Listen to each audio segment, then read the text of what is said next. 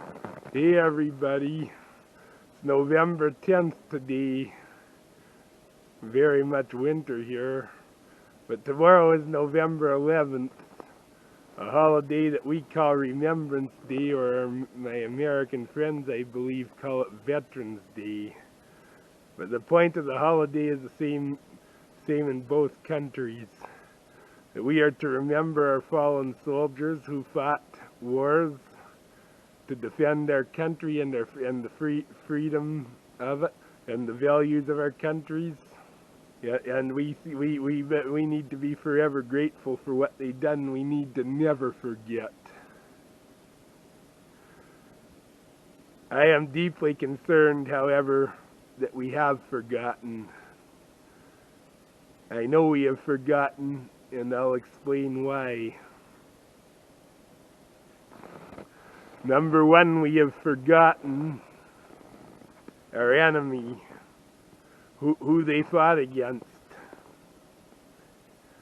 In World War II, the point of Remembrance Day is not just World War II, but that was from a Canadian's perspective, it is the largest war we ever fought in. And Canada was in it almost double as long as the U.S. has, so it was a big war for us.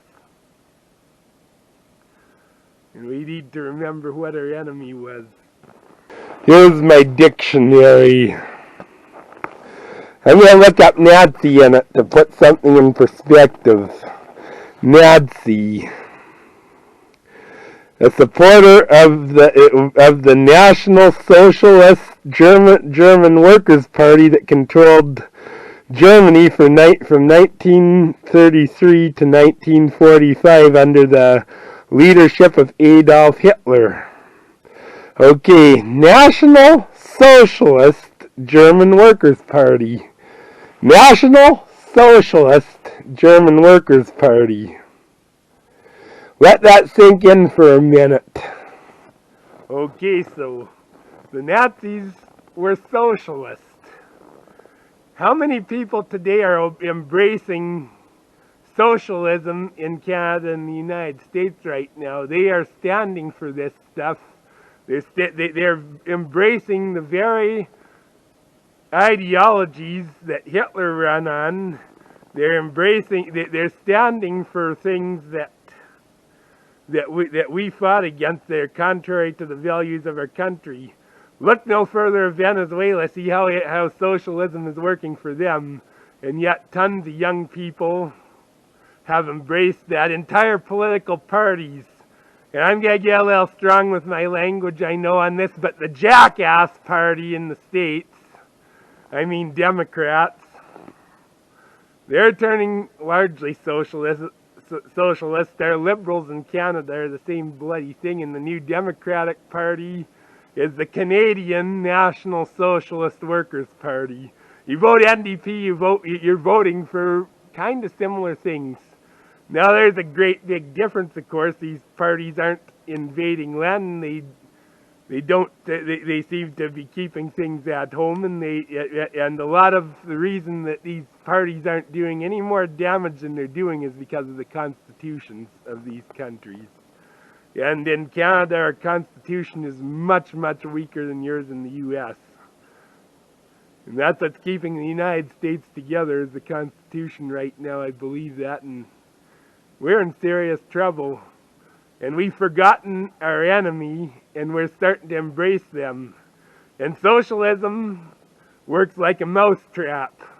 It works because the mouse doesn't know why the cheese is free. And you gotta remember that. One of the great founding fathers of the United States, Benjamin Franklin, he wisely made this statement: those who would give up essential liberty to purchase a little temporary safety deserve neither liberty nor safety. Okay, this COVID-19 pandemic has proven beyond the shadow of a doubt that people are willing, that the vast majority of both Canadians and Americans are more than willing to give up all their essential liberties to purchase a little temporary safety, and it wasn't even temporary. Listen, you can't giving up your liberties is something you should never do. If we do not value our freedoms more than we value our very lives, we are not worthy of the sacrifice our veterans made. Is that too plain? And yet, people embrace, the vast majority of both Americans and Canadians supported government mandates. They supported mandatory vaccines, which is totally wrong. You start taking, especially since the vaccine's in the experimental stage, okay, you're pushing an experimental drug on people. And you're embracing and supporting that this should be mandatory? You guys don't deserve your liberty or safety. COVID-19 is over 99% survivable, okay? This just puts in perspective of how stupid the Canadians and Americans were to support this stuff. And most of the deaths are from people who are at the end of their lives anyway. If you lose your freedoms permanently and have to fight a war back, wars are not 99% survivable. Okay, our veterans have proved that.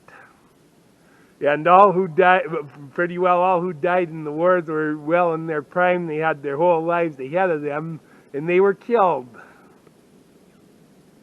And if we're going to just sack everything, they did, because we're scared of a virus that probably ain't going to kill us. I've had COVID-19 twice, no shot. I will never get that frickin' shot. And I was sick for a couple weeks both times and recovered fully from them. That is not worth sacrificing your rights for. That's not worth sacrificing the future of our country. Another thing I'm concerned about, why I feel that we have forgotten the lessons of the wars, is just strictly because of the way we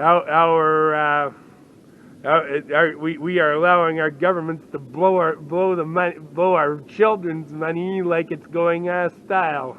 We have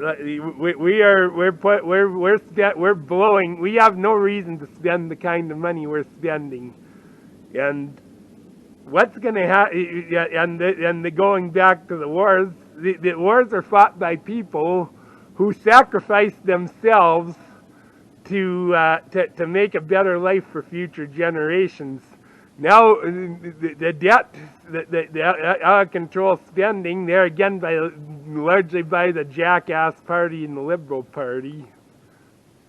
That is an example of people today making their lives more comfortable at the backs of their children. That's a totally wrong attitude, and our country can't survive that long. If we want to have a country left, if we love our country, if we honor our veterans at all, we got to remember every day how fragile our freedoms are. And how easily it is to lose them all, and make sure we never let that happen. That we're willing to sacrifice ourselves for future generations.